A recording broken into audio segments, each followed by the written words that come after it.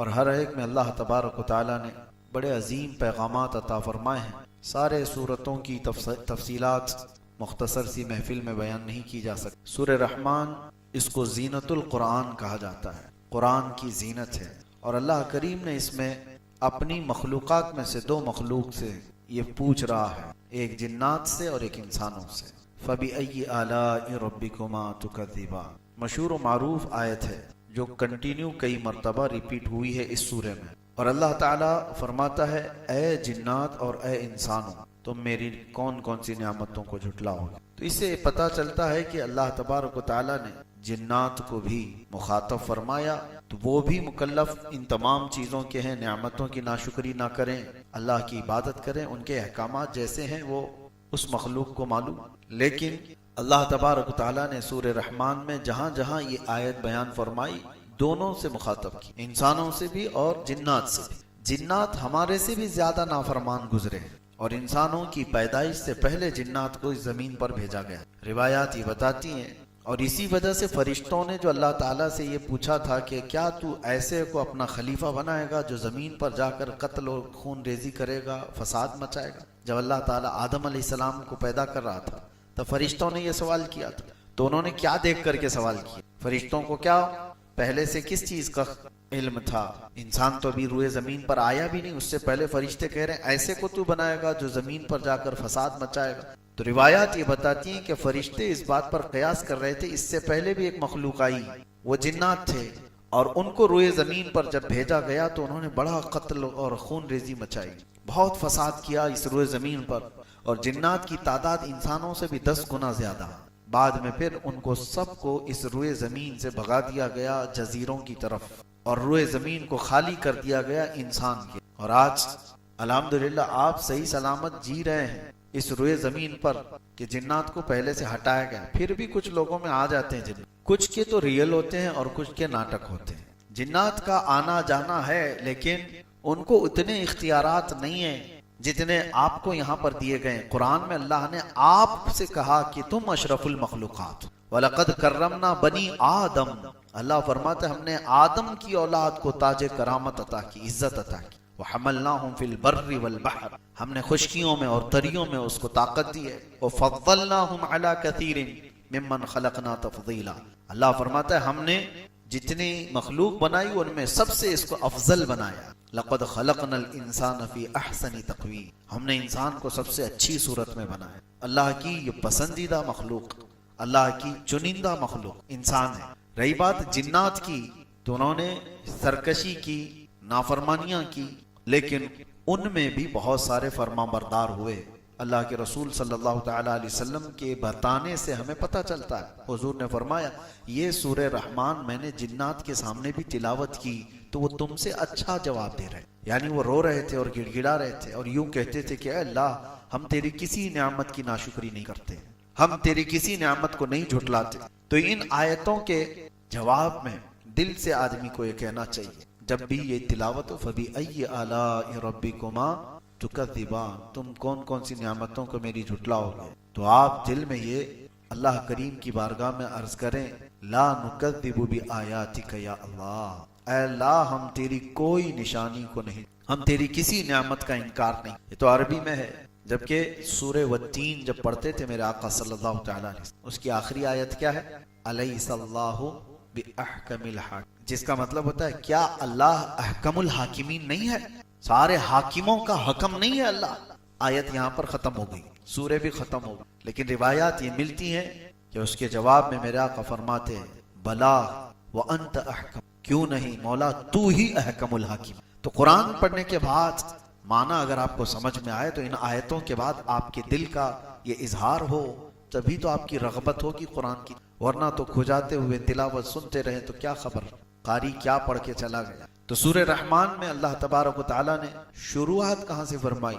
الرحمن، اتنا تو مسلمانوں کو پتا ہونا چاہیے، الرحمن علم القرآن، اس کے بعد خلق الانسان علمہ البیان۔ یہ چار ہی آیتیں میں بتاتا ہوں آپ کو، چار ہی آیتوں کے بارے میں شروع۔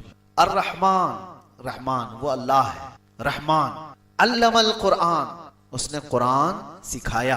علم القرآن کا مطلب ہوا قرآن سکھایا۔ یہاں پر کس کو سکھایا ہے کچھ نہیں ہے، الرحمن علم القرآن، دوسرے نمبر پر آیت ہے رحمان ہے جس نے قرآن سکھایا، تیسرے نمبر پر آتی ہے خلق الانسان، پھر انسان کو پیدا کیا، انسان کو پیدا کیا، رحمان ہے اس نے قرآن سکھایا، انسان کو پیدا کیا۔ انسان کو پیدا کرنے والی آیت بعد میں ہے، قرآن سکھانے والی پہلے ہے، تو پہلے کس کو سکھایا گیا؟ پھر وہ رحمان ہے، قرآن سکھایا، کس کو سکھایا؟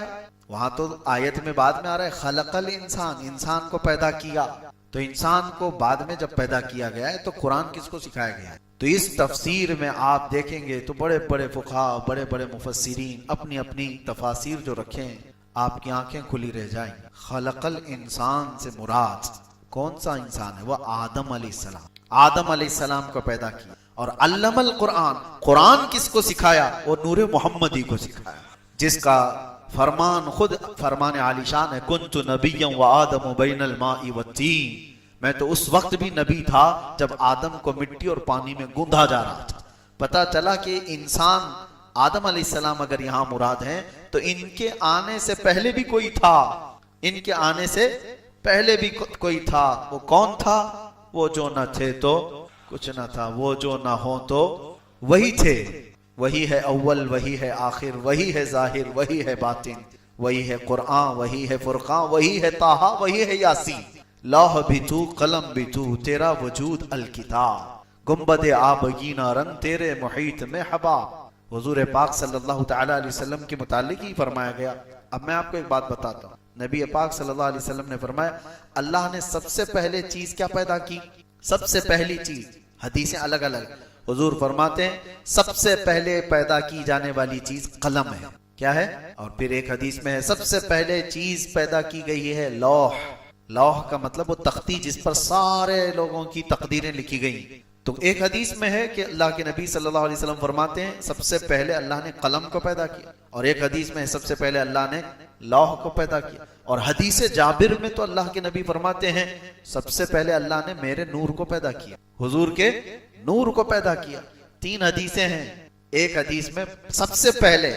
اب آپ بتاؤ پھر پہلے کون سی چیز آئی ہوگی؟ سب سے پہلے تو قلم کہا جا رہا ہے، پھر ایک حدیث میں کہا جا رہا ہے سب سے پہلے لوح ہے، پھر ایک میں کہا جا رہا ہے سب سے پہلے نور محمدی کو پیدا کیا ہے۔ کون سب سے پہلے پیدا کیا ہوا ہے؟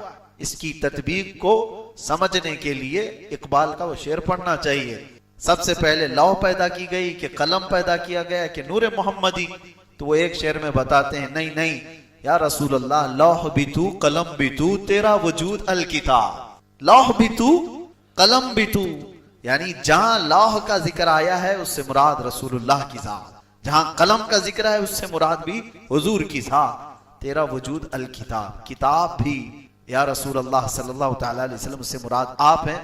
اور پھر یہ سب سمجھنے کے لیے یہ لوح ہو، قلم ہو، کتاب ہو، پھر اعلیٰ حضرت کو پڑھنا ہوگا وہ جو نہ تھے تو حضور پاک صلی اللہ تعالی علیہ وسلم۔ اور ایک حدیث ہے کنتو کنزن مخفیا، اللہ فرماتا ہے میں ایک چھپا ہوا خزانہ تھا، میں ایک چھپا ہوا خزانہ تھا۔ فَأَرَدْتُ أَنْ أُعْرَفَ، اللہ فرماتا ہے میں نے یہ ارادہ کیا کہ میں پہچانا جاؤں یا میرا تعارف کرایا جائے۔ فَخَلَقْتُ الْخَلْقِ، پھر میں نے مخلوق بنائی، خلق بنائی۔ اب اس خلق سے مراد کون ہے؟ صوفیہ فرماتے ہیں وہ رب ذوالجلال کے حبیب صلی اللہ تعالی علیہ وسلم کی ذات ہے۔ تو اللہ کے نبی صلی اللہ علیہ وسلم کو ایک لقب میں یہ کہا جاتا ہے مظہر خدا، مظہر خدا، جس کا مطلب ہوتا ہے اللہ تعالیٰ نے اپنی پہچان کے لیے جو سب سے بڑی چیز بنائی وہ محمد عربی کی ذات ہے، حضور پاک کی ذات ہے۔ سب سے بڑی چیز اللہ کی پہچان کے لیے اس کائنات میں کوئی آئی ہے چیز تو وہ کیا ہے؟ محمد عربی کی ذات۔ اور رسول کو دیکھ کر کے اگر کوئی اللہ کو نہیں پہچانا تو پھر وہ کچھ بھی نہیں پہچانا۔ ویسے تو اللہ کی ہزاروں نہیں کروڑوں نشانیاں ہیں، آسمان بھی اللہ کی نشانی، زمین بھی اللہ کی نشانی، چاند بھی اللہ کی نشانی، سورج کا مدار پر چلنا یہ بھی اللہ کی نشانی، ستارے یہ ایک دوسرے سے نہیں ٹکراتے یہ اللہ کی نشانی۔ وہ سب رب تعالیٰ نے سورہ رحمان میں بیان فرمایا یخرج منہما اللؤلؤ والمرجان، دیکھو سمندروں میں مرج البحرین یلتقیان بینہما برزخ لا یبغیان، دو سمندروں کو اللہ ایسے چلاتا ہے کہ بیچ میں ایسا برزخ ہے، نہ ادھر کا سمندر اس میں ملتا ہے نہ ادھر کا ادھر۔ ایسے ایک جگہ نہیں کئی جگہ پر کائنات میں چیزیں موجود ہیں کہ دو سمندر آپس میں ملتے ہیں۔ دونوں کا رنگ الگ، دونوں کا مزہ بھی الگ، لیکن ان کو روکنے کے لیے بیچ میں کوئی دیوار نہیں، اور پانی ہے کہ برابر، نہ اس کا رنگ اس میں آتا ہے نہ اس کا رنگ اس میں آتا ہے. اور قرآن میں اللہ فرماتا ہے بینہما برزخ لا یبغیان، ان دونوں کے بیچ میں ایک برزخ ہے جو ان کو ملنے نہیں دیتا. وہ کیا ہے برزخ؟ نہ دیوار ہے، نہ لکڑی ہے، نہ کپڑا ہے، کچھ بھی نہیں ہے. لیکن اللہ فرما رہا ہے کوئی حکم ہے جو انہیں ملنے سے روکا ہوا ہے، کوئی حکم ہے، وہ اللہ کا حکم ہے. اور پھر مولا فرماتا ہے ان دونوں سمندروں سے موتی اور مرجان نکلتے ہیں، یخرج منہم اللؤلؤ والمرجان. پھر اللہ تعالیٰ فرماتا ہے وَلَهُ الْجَوَارِ الْمُنْشَآتُ فِي الْبَحْرِ كَالْأَعْلَامِ. اور پھر اللہ تعالیٰ فرماتا ہے کل من علیہا فان ویبقى وجہ ربک ذو الجلال والاکرام. یہ ساری کائنات میں جتنی طاقتور چیزیں تم دیکھ رہے ہو سب کے سب فنا ہو جائیں گی، باقی رہنے والی صرف تمہارے رب کی ذات ہے. سب چیزیں فنا ہو جائیں گی. یہ پہاڑ، اونچے اونچے پہاڑ جس کو ختم کرنے کے لیے سالوں لگ جاتے ہیں، ایک پہاڑ کو کاٹنے لگ جاؤ تو تمہاری زندگی ختم ہو جائے، لیکن یہ طاقتور پہاڑ اڑا دیے جائیں گے روئی کے پھائے کی طرح. یہ سارے سمندر اچھال دیے جائیں گے. وَإِذَا الْبِحَارُ سُجِّرَتْ. اللہ نے قرآن میں فرمایا سمندروں میں آگ لگا دی جائے گی، چاند اور سورج ٹکرا دیے جائیں گے. اِذَا الشَّمْسُ كُوِّرَتْ وَإِذَا النُّجُومُ انْكَدَرَتْ. ستارے آپس میں ٹکرا دیے جائیں گے، چاند اور سورج کو ٹکرا دیا جائے گا، زمین میں ایک بڑا طوفان ہوگا، سب فنا ہو جائیں گے. لیکن اللہ رب العزت فرماتا وَيَبْقَى وَجْهُ رَبِّكَ ذُو الْجَلَالِ وَالْإِكْرَامِ. عظمت اور جلال والے تمہارے رب کی ذات باقی رہے، باقی کچھ نہیں رہے. اور یہ ساری نشانیاں بتا کر رب تبارک و تعالیٰ فرماتا ہے پھر تم کون کون سی نعمتوں کو جھٹلاؤ. اور ہم نے سورہ زاریات میں ایک بات یہ بھی پڑھی، ایک آیت یہ بھی پڑھی. اللہ فرماتا ہے وَفِي أَنفُسِكُمْ أَفَلَا تُبْصِرُونَ. تمہاری ذات میں میری نشانی ہے، کیوں دیکھتے نہیں. وَفِي السَّمَاءِ رِزْقُكُمْ وَمَا تُوعَدُونَ. اللہ تعالیٰ نے اس میں فرمایا ایک ہی آیت اگر آپ سمجھو تمہاری ذات میں میری نشانی. کیا مطلب ہے؟ حضرت محبوب الہی نظام الدین اولیاء رحمۃ اللہ تعالی علیہ فرماتے ہیں کہ انسان کے جسم کے اندر جتنی نسیں ہیں اللہ کو پہچاننے کے اتنے راستے ہیں. اور نسیں کتنی ہیں؟ کہا گیا کہ کھول کر کے بچھا دیے جائیں تو ہزاروں کلومیٹر کا سفر ہو جائے. ہمارے جسم کے اندر کی جو رگیں ہیں اس کو کھول کر بچھا دیا جائے تو ہزاروں کلومیٹر کا سفر ہو جائے. کوئی آج تک گن نہ سکا کہ یہ رگیں کتنی ہیں، نسیں کتنی. اس میں ایک ڈیمیج ہو جائے تو اس کو آدمی پھر ریکور نہیں کر پاتا. کچھ وہ ہوں گی جو نسیں بڑی آپ کو نظر آتی ہیں، کچھ وہ ہیں جو مائکروسکوپ سے دیکھی جاتی ہیں، خوردبین سے دیکھی جاتی ہیں. دماغ کے اندر ہی جو نسیں ہیں کئی 100 کلومیٹر تک اس کا مسافت ہو سکتی ہے. اور حضرت امام اعظم ابو حنیفہ رحمۃ اللہ تعالی علیہ فرماتے ہیں من عرف نفسہ فقد عرف رب. جس نے اپنے آپ کو پہچان لیا وہ اپنے رب کو پہچان. کبھی آپ دیکھو کون ہے جو میری پوری زندگی کا نظام سنبھالا ہوا ہے، کون ہے مجھے زمین پر صرف 2 ٹانگوں پر کھڑا رکھتا ہے، گرنے نہیں دیتا. امام جعفر صادق رضی اللہ تعالیٰ عنہ سے پوچھا گیا آپ کوئی نشانی بتائیں اللہ تبارک و تعالیٰ. تو فرماتے ہیں کہ پرندوں کو دیکھو، پرندوں کو دیکھو، وہ ایک تار پر پوری رات سو جاتے ہیں، انہیں گرنے کون نہیں دیتا؟ کون ہے جو انہیں گرنے سے بچاتا ہے؟ حقیقت ہے کبھی آپ نے سوچا اس طرح؟ نہ وہ جھولے کھاتے ہیں نہ ان کو، حالانکہ وہ گہری نیند میں سو جاتے ہیں پتلی پتلی 2 ٹانگوں سے ایک تار پر بیٹھ کر. کیا انسان اس طرح تار پر بیٹھ سکتا ہے؟ ان کا کام تم نہیں کر سکتے، تمہارا کام وہ نہیں کر سکتے. امام جعفر صادق فرماتے ان پرندوں کو دیکھو کون ہے جو انہیں ان پتلی تاروں پر بٹھاتا ہے اور گرنے سے محفوظ رکھتا ہے، وہ اللہ ہے. ما یمسکہن الا اللہ. قرآن میں خود اللہ فرماتا ہے اولم یروا الی الطیر فوقہم صافات ویقبضن ما یمسکہن الا الرحمن. کیا تم پرندوں کو نہیں دیکھتے جو آسمانوں پر اڑتے ہیں اور ان کو گرنے سے بچائے رکھتا ہے؟ کون ہے؟ الا الرحمن، سوائے رحمان کے کوئی نہیں. تو یہ ساری نشانیاں کائنات میں موجود ہیں.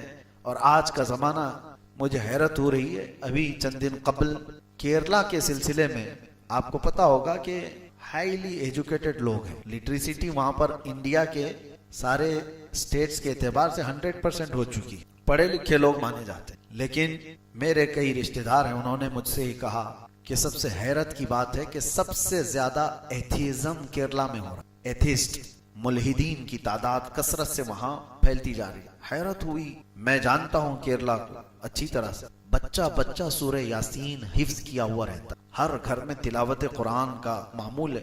فجر کی جماعت میں آپ وہاں جا کر دیکھیں، مسجدوں میں تو ایسے لگے کہ جمعہ میں، ساری نمازوں میں اس طرح سے نمازوں کی پابند. لیکن آج وہ علاقہ ملحدین کی زد میں آ گیا ہے۔ یہ ایتھیزم کہاں سے آ رہا ہے؟ یہ نشانیاں اللہ تبارک و تعالیٰ کی بے حساب دیکھ کر پڑھے لکھے لوگ گمراہ کیسے ہوتے ہیں؟ ایک بات یاد رکھیں، صرف آدمی کا پڑھا لکھا ہونا کافی نہیں۔ علم الگ چیز ہے، نور علم الگ چیز۔ علم تو شیطان کے پاس بھی تھا اور وہ گمراہ ہوا۔ نور علم جس کے پاس ہوتا ہے وہ ولایت پا جاتا ہے۔ بہت سارے لوگ آج پڑھ تو لیے، بڑے بڑے علم کے بھنڈار ان کے پاس ہیں، لیکن نور علم ان کے پاس نہیں۔ وہ فیوز و برکات جو اولیاء کاملین سے چل کر سینوں پر آتے ہیں وہ نہ ہو تو پڑھے لکھے لوگوں کو، ڈاکٹرز کو، انجینئرز کو، ایڈوکیٹس کو میں نے دیکھا ہے وہ ایتھیسٹ ہو رہے ہیں۔ عام لوگ نہیں، پڑھے لکھے بڑے کئی ڈاکٹروں کی ایک تنظیم بنی ہوئی ہے ایتھیزم کی، وہ لوگ پروموٹ کر رہے ہیں اور کہہ رہے ہیں کوئی خدا ہی نہیں ہے، یہ کائنات ایسی وجود میں آ گئی، یہ نظام اپنے آپ چل رہا ہے۔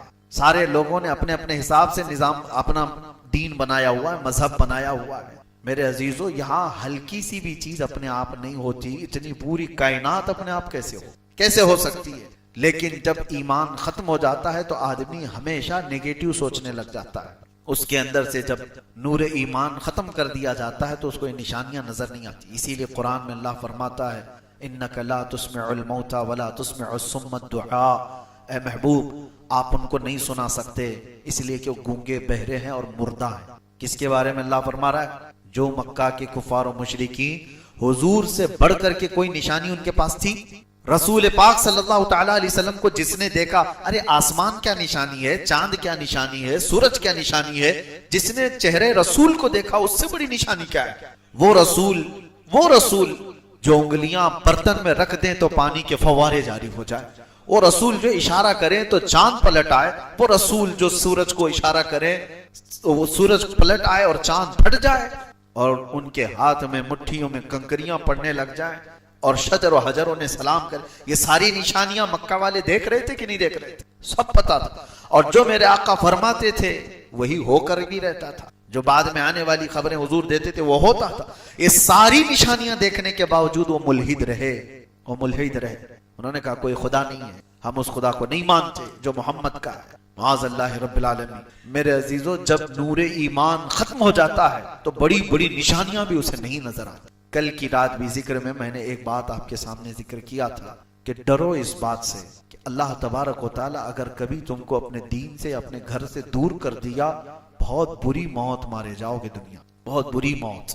اور وہ سب سے بدنصیب شخص ہے، وہ محروم ہے جس کو اللہ تبارک و تعالیٰ دھیرے دھیرے اپنے دین سے دور کرتا ہے۔ یہ میں نے بہت سارے اپنے تجربے کی باتیں آپ کے سامنے رکھی کل بھی۔ مجھے ڈر ہے اس بات کا کہ اللہ تبارک و تعالیٰ جب کسی سے ناراض ہوتا ہے تو اس کے اندر سے ایمان کی دولت کو اور دین کی یہ صلاحیت کو ختم کر دیتا ہے۔ مجھے میرے والد گرامی فرمایا کرتے، بس اب میں ختم کر رہا ہوں، مسجد کے صدر تھے، متولی ہمارے ہاں کہا جاتا ہے، اور بڑے پرہیزگار اور ایک بڑے بزرگ کی خدمت گزار بھی تھے، اور کئی سالوں تک میں جانتا ہوں، میں نے ان کو بڑھاپے میں دیکھا ہو، یا ہمارے والد فرماتے تھے کہ اچانک ایسا ہوا کہ مسجدوں کے معاملات سب جگہ ہوتے ہیں، ہر جگہ ہوتے ہیں، تو نئی جماعت آ گئی، پرانے متولی صاحب کو ہٹا دیا گیا۔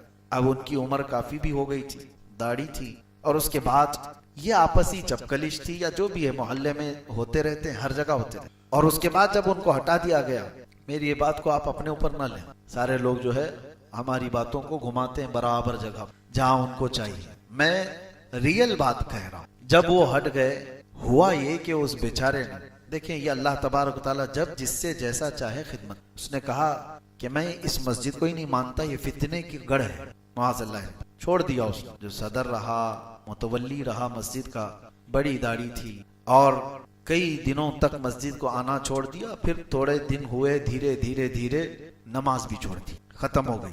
میرے والد گرامی اللہ ان کی تربت پر رحم فرمائے، اکثر وہ بات بتا کر کے، نام لے کر کے بتاتے تھے، کہا کہ کچھ سال گزرے کہ اس بندے کو، ہمارے یہاں اوسی کھیلنا کہتے ہیں، وہ کیا کہتے ہیں جو نمبر لگاتے ہیں، مٹکا، یہاں ہوتا ہے مٹکا کھیلتے، لاٹری والے جو نمبر لگاتے ہیں، کچھ لوگوں کو اس کا نشہ ہے، نمبر لگاتے ہیں لاٹری کے، اور اس کے بعد اس میں پیسے لگاتے ہیں، کیا کہتے ہیں اس کو، سٹا ہو کہ مٹکا ہو، الگ الگ جو بھی ہے، اس کی عادت اس کو لگی، اور پیسے جو بھی تھے وہ نمبر جا کر کے لگا کے آتا تھا، دوسرے دن صبح سے لے کر شام تک بیٹھے ہوئے کہ نمبر آیا کیا، نمبر آیا۔ اس میں پیسے جاتے رہے، کنگال ہو گیا۔ وہ متولی صاحب کے بارے میں نے سنا کہ پھر وہ اپنے ہی بیٹے اور بیٹیوں کے پیسے چوری کرنے، یہاں تک نوبت آ گئی۔ اور بیٹے اور بیٹیوں کو ایک بار دو بار سمجھ میں آئے، بعد میں پھر دیکھا کہ بڑھاپے میں ابا کا حال یہ ہو گیا ہے کہ کہیں پیسے رکھو تو اٹھا کے لے جاتے ہیں اور وہ سٹے میں لگا کر آ جائے۔ سٹہ بازی کرتے کرتے اتنا تباہ و برباد ہوا، آج رونگٹے کھڑے ہو جاتے ہیں کہتے ہوئے رمضان کے مہینے میں شراب کی حالت میں اس کی موت ہوئی۔ وہ شراب پیتا رہا کسی ایک گھر کے کٹے پر باہر، آخری وقت اس کا وہاں پر دیکھا گیا جب اس کی روح نکلی۔ وہ رمضان کا مہینہ تھا لیکن شراب کی حالت۔ ڈر آتا ہے اس بات کو لے کر کے اللہ تبارک و تعالی جب کسی کو دور کر دے تو میرے عزیزو اس کی بہت بری موت ہو جاتی۔ ہمیشہ یہ دعا کرو کہ مولا جب خطائیں ہو جائیں تو مجھے سنبھال، جب غلطیاں ہو جائیں تو توبہ کی توفیق دے دے، ملحد نہ بن جائے بندہ، دھیرے دھیرے خدا کا انکار کر جاتا ہے۔ یہ شروعات کہاں سے ہوتی ہے؟ ایک بات بتا دیتا ہوں، شروعات بہت چھوٹی چیزوں سے ہوتی ہے۔ نفل کو ہلکا جانتا ہے، نمازوں کو ہلکا جانتا ہے۔ یہ بھی ہمارے بزرگوں نے فرمایا کسی نماز کو ہلکا مت جانو، کسی بھی مستحب چیز کو، سنت کو ہلکا مت جانو۔ ارے یہ کیا ہے، یہ تو چلتا ہے، ایسے بہت لوگوں کو دیکھا۔ داڑھی، ارے کچھ نہیں ہے، اس کے بارے میں بحث کرنے لگ جائیں گے، سنت ہی تو ہے، معاذ اللہ سنت ہی تو ہے۔ ارے سب کچھ ہی سنت ہے ہمارے لیے، سنت ہی تو ہے کیا؟ نبی پاک صلی اللہ تعالی علیہ وسلم کی ادا سے بڑھ کر کے کیا ہے ہمارے لیے؟ نہیں رکھا الگ بات ہے، لیکن اس کو ہلکا جانا کفر ہے، تحقیر کفر ہے۔ حتیٰ کہ بکری چرانے والے عمل کو بھی کسی نے ہلکا جانا کہ یہ تو گھٹیا عمل ہے، معاذ اللہ، وہ کافر ہو گیا۔ اسی لیے کہ انبیاء کرام علیہ السلام کا عمل ہے، اور یہاں سے بندے کی شروعات ہوتی ہے۔ وہ نفل کو، سنتوں کو ہلکا جاننے لگا۔ ہم نے بہت سارے، مجھے آج یہ بات یاد آتی ہے، ہمارے بزرگوں نے چھوٹی چھوٹی چیزوں پر کیوں پابندی کرائی۔ سنیوں کو دیکھو بغیر ٹوپی کے نماز نہیں پڑھتے، حالانکہ فرض اور واجب نہیں ہے۔ کیوں رکھا جاتا ہے؟ اس لیے کہ تم عام حالت کو اور نماز کی حالت کو ایک طرح مت سمجھو، تمہارے دل میں نماز کا ہلکا پننا ہے۔ کیوں یہ سب چیزیں رکھی گئیں؟ قرآن پاک کو آپ جس طرح سے، یہ کتاب ہے، یہ ورق ہے، اصل قرآن علم الہی ہے، لیکن اس کا ادب ہمیں کتنا سکھایا گیا، ان اوراق کا، یہ پٹھے کا کتنا ادب سکھایا گیا۔ ہم نیچے زمین پر گرنے نہیں دیتے۔ وجہ کیا ہے؟ تم اس کو